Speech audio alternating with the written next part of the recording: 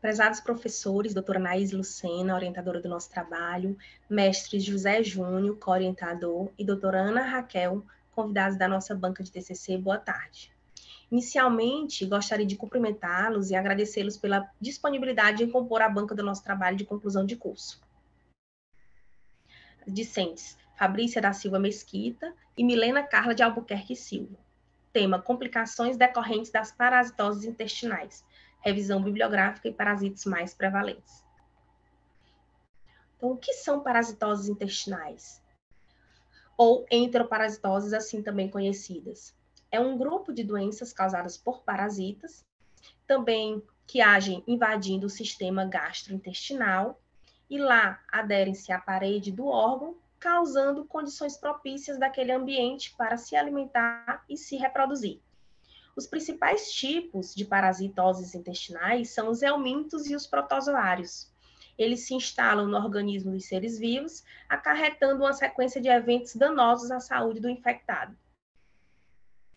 Exemplos de doenças causadas por esses parasitas são amebíase, giardíase, ascaridíase, ancilostomíase, enterobíase ou oxurose. Eles podem desenvolver manifestações clínicas como diarreia, dor abdominal, náuseas e vômitos, dentre outras, né? Chegam a atingir cerca de 3,5 bilhões de pessoas, com prevalência maior em crianças. Ou seja, 50% da população mundial, causando, assim, vários tipos de doenças. Discutir acerca desses parasitos é pensar em um controle mais efetivo, principalmente para as comunidades menos favorecidas, tendo em vista minimizar sua prevalência e incidência, bem como a eficiência do sistema de saúde público e de saneamento básico. A taxa de morbidade das parasitoses intestinais no mundo, hoje, ela ainda permanece muito elevada, porque apesar do vasto conhecimento sobre esse tema, as taxas de morbidade ainda encontram-se em patamares elevados, com números semelhantes a de 50 anos atrás. Esse aspecto, ele demonstra a dificuldade que existe para quê? Para eliminar ou pelo menos manter o controle da doença. Né? Devido a quê? Devido à complexidade de fatores epidemiológicos condicionantes. As ações para a prevenção e enfrentamento das enteroparasitoses, elas precisam se pautar no quê? No diagnóstico, no tratamento e na melhoria das condições de saneamento básico. Tais ações, elas também devem buscar conscientização, cuidado individual, promoção da prevenção, que é sempre a melhor opção. E onde há prevenção, inexiste a infecção e, consequentemente, não há complicações. Estima-se que mais de 2 bilhões de pessoas em todo o mundo vivam com parasitoses intestinais, segundo dados da Organização Mundial de Saúde. Organizações internacionais de saúde pública estimam que de 20 a 30% dos latinos americanos estão infectados por helmintos intestinais. Nos bairros menos favorecidos, as taxas chegam a 50%, e em algumas populações indígenas, esse percentual pode chegar até 95%.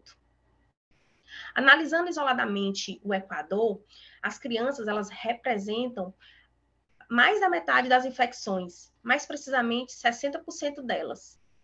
Considerada endêmica, é certo de que se trata de um problema de saúde, até mesmo em países desenvolvidos, afetando assim a qualidade de vida dessas pessoas que neles residem, né? Em nível de Brasil, o Nordeste, ele se destaca principalmente pelas más condições de saneamento básico. Vou citar alguns grupos mais comuns. Alguns tipos mais comuns. A Entamoeba histolítica, causando amebíase, Giardia lamblia, causando giardíase, Ascarolubricoides, causando ascaridíase, estrongiloides, causando estrongiloides estercorales, causando estrongiloidíase, Ancilostoma do adenale, causando ancilostomíase, Enteróbios vermiculares, responsável pela enterobíase ou oxuríase, e o tricúria, causando a tricuríase. Falando individualmente de alguns, vamos iniciar pela amebíase. A amebíase, ela é causada por um protozoário da família Entamoebidae. da espécie Entamoeba histolítica, é mais frequente em adultos, tem maior incidência em países tropicais e subtropicais. É transmitida mais facilmente em locais com poucas condições sanitárias e deficientes de higiene, né? A amebíase, ela pode causar a morte e ela é transmitida por água e alimentos contaminados. As complicações que podem ocorrer em decorrência da amebíase podem causar lesões no seco ou na região reto-sigmoidiana, ocasionando úlceras que podem ser de diferentes tamanhos, que são chamadas também de amebomas, que são tumores benignos responsáveis por causar sintomas mais agudos dessa doença, né? Outras complicações também podem ocorrer da infecção da entamoeba, que ao evadir-se daquele trato intestinal e espalhar-se pela corrente sanguínea, ela pode o quê? Ela pode ocasionar inflamações agudas ou até mesmo necrose celular do fígado, pode comprometer o pulmão, acarretando o quê? Derrame pleural, pode comprometer o cérebro, a pele, pode causar pericardite, tamponamento cardíaco, derrame peritoneal, peritonite ou lesões com abscesso cerebral. A giardíase causada pela Giardia lamblia, que é um protozoário, pode causar sintomas como diarreia, perda de peso, dor abdominal, náusea, vômito, anorexia, plenitude, distensão abdominal, flatulência. Uma vez identificados esses sinais e sintomas e fechado o diagnóstico precocemente, é possível o quê? É possível se antecipar e evitar o agravamento da patologia, de maneira que evite a chegar em outros órgãos, né? Então, a transmissão, ela pode se dar com contato com animais, ingestão de cistos, que se aderem à parede do intestino, e vão encontrar aquele ambiente, um ambiente favorável para o crescimento e a reprodução. Já a ascaridíase é causada pelo helminto, Ascaris lumbricoide, né? Geralmente não há muitos sintomas, mas quando há, os sintomas podem ser indisposição, náuseas, vômitos, cólicas, diarreia, azia, pirose, plenitude, fatulência, irritabilidade, cefaleia, e pode também causar, ter comprometimento pulmonar, né? E as infecções, elas se dão por meio da ingestão de ovos férteis, e esses ovos eles podem ser encontrados em alimentos, como hortaliças cruas, mal cozidas, e também em água contaminada. Os sintomas descritos, eles evidenciam clinicamente o acometimento intestinal, apresentando especialmente um desconforto, anorexia, mas em casos mais graves, pode chegar até a obstrução do intestino ou causar uma peritonite, né? Acomete principalmente crianças, né, por motivos de quê? De falta de higiene, contato mais frequente com direto com animais, né, e terra. E é possível evoluir também para a nível pulmonar, porque tem um ciclo pulmonar da larva. E nesse nível pode ocasionar broncoespasmos, hemoptise, pneumonite, que nada mais é do que a síndrome de Loeffler, que ocorre um comprometimento do trato respiratório, que está associado a uma eosinofilia e mostrando uma alteração radiológica, no caso de um raio-x, por exemplo. A ancilostomíase é causada pelo parasito nematóide, né? Necator americanus e Ancilostoma duodenale, que são helmintos. Pode ser transmitida por meio do contato com solos contaminados, constituindo-se como uma das infecções mais frequentes dos seres humanos. O principal quadro apresentado pela ancilostomíase é a anemia intensa. A ancilostomíase ela é facilmente contraída em ambientes cuja limpeza não é feita de forma constante, como, por exemplo, solos umedecidos, plantações, vegetais não higienizados. São fatores determinantes para uma possível infecção por ancilostoma, pois nesses ambientes se proliferam com maior facilidade. É uma das mais frequentes parasitoses que acometem o ser humano. E as complicações. Além das complicações no intestino, a ancilostomíase ela pode afetar também outros órgãos e causa anemia, hiponatremia, pode ocasionar complicações como insuficiência cardíaca, levando o paciente a ter uma nasarca, hemorragia nos pulmões ou pneumonite.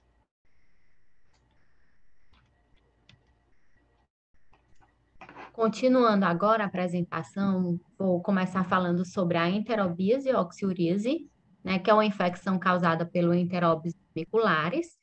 Em boa parcela dos casos, não apresenta graves complicações, né, sendo em sua maioria assintomática, e quando apresenta sintomas, o principal sintoma é a coceira perianal, mas podendo causar outros sintomas clássicos de parasitoses intestinais, como a diarreia, a dor abdominal, nervosismo, inquietação, irritabilidade, insônia, perda de apetite e náuseas. Aí, do lado, está mostrando o ciclo, né? Que é um ciclo monoxêmico, onde o único hospedeiro é o homem, né? E aí vai ocorrer dele ingerir alimentos que contêm os ovos com as larvas, né?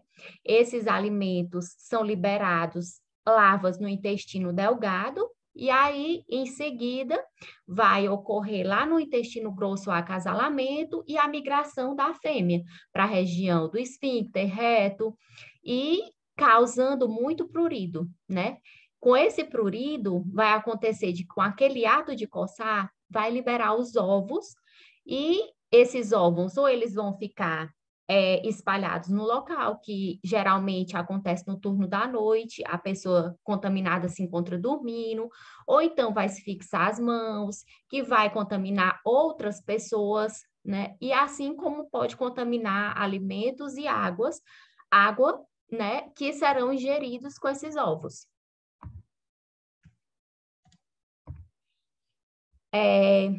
Aí eu queria falar um pouquinho sobre a questão da prevenção nesse slide, né? Que é um dos fatores mais importantes para evitar essa contaminação. Como já foi falado anteriormente, a maior parte das infecções por parasitose intestinais são transmitidas pela via fecal-oral, né? E pela ingestão de água e alimentos contaminados.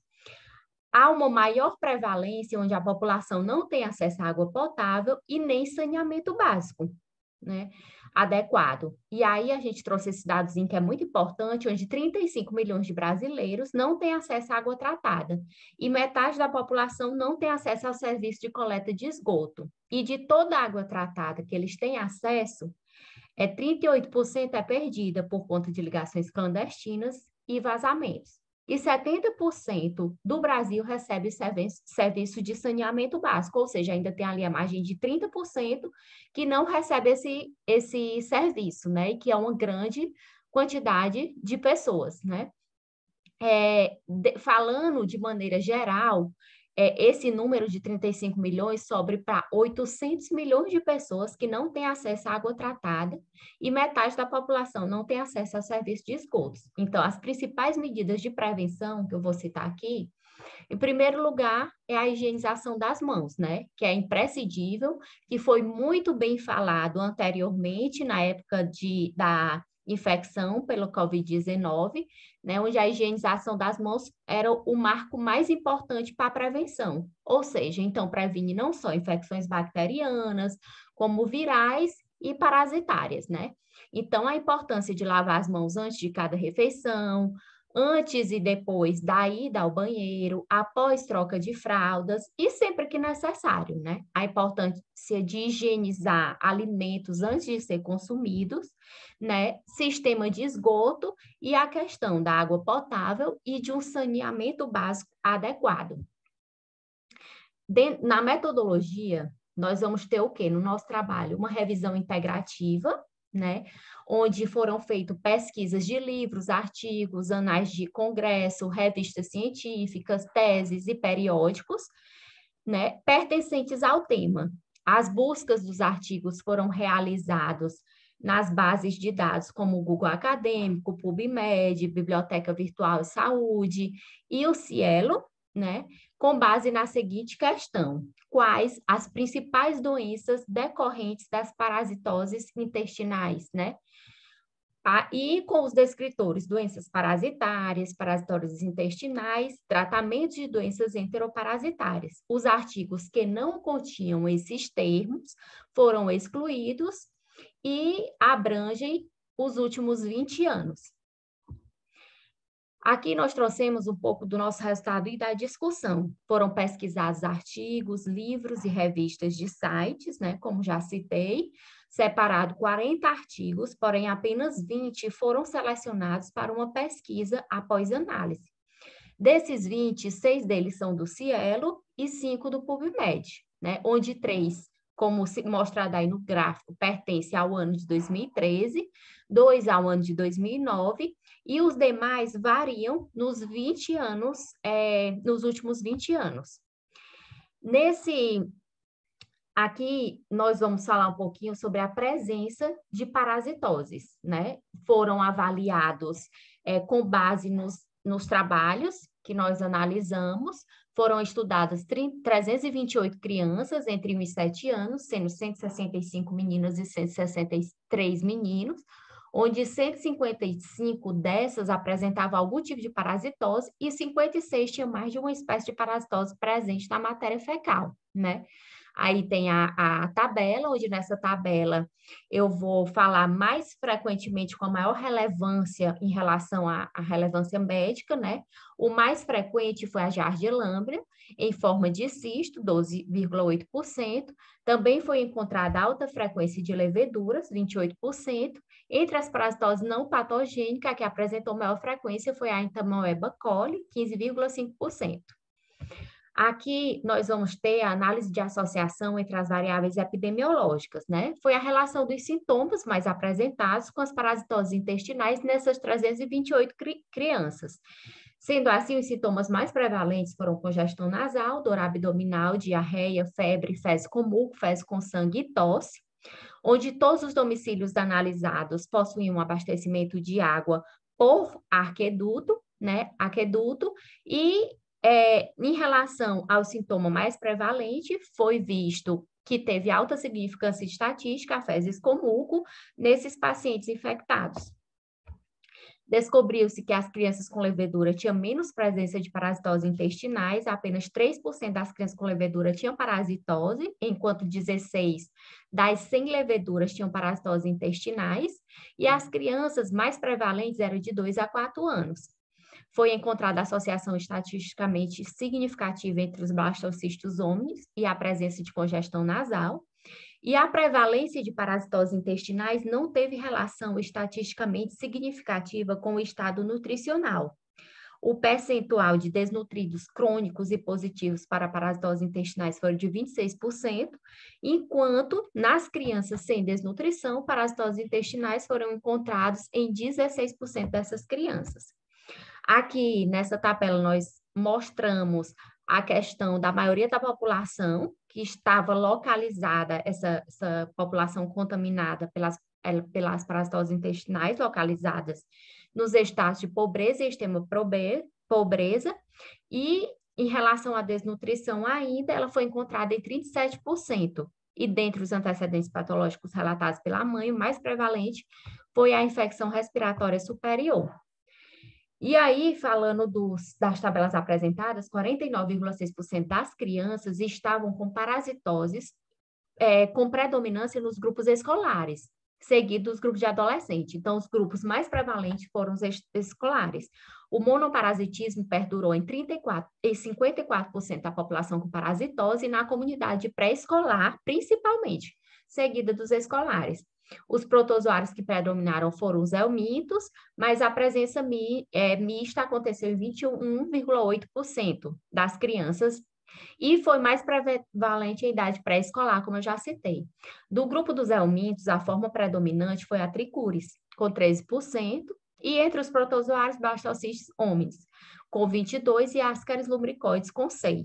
Tendência de maior prevalência de risco de baixa estatura nas crianças parasitárias em relação às não parasitárias, e o sintoma mais presente, que é a diarreia aguda, está presente principalmente no tricuris. Dentre os protozoários, o mais prevalente foi a Entamoeba coli, seguido da Giardia lamblia e depois do Endolimax nana, né? O protozoário que se associou significativamente à história da diarreia aguda foi a Giardia lamblia, e a diarreia foi mais prevalente no grupo desnutrido, ou seja, o aumento da diarreia também foi um fator que desencadeou essa questão da desnutrição. E podemos concluir no nosso trabalho que as parasitoses intestinais em crianças são mais comuns na idade pré-escolar, entre 2 e 7 anos. A principal forma de aquisição dessas parasitoses é através da contaminação de água, frutas, vegetais ou solo com fezes humanas infectadas com seus ovos, ou diretamente através de um manipulador de alimentos com hábitos higiênicos precários, que torna o portador de algumas parasitoses. Os países em desenvolvimento que sofreram uma deteriorização econômica refletem no estado de saúde da população, principalmente das crianças, nas quais o nível socioeconômico está intimamente relacionado à prevalência de infestações parasitárias intestinais. E no presente estudo foi encontrada uma alta prevalência de parasitoses na população pertencente, sua maioria aos parâmetros socioeconômicos de pobreza relativa e crítica, e ao grupo de escolares. Aqui estão nossas referências e gostaríamos de agradecer pela atenção e disponibilidade de todos. Obrigada.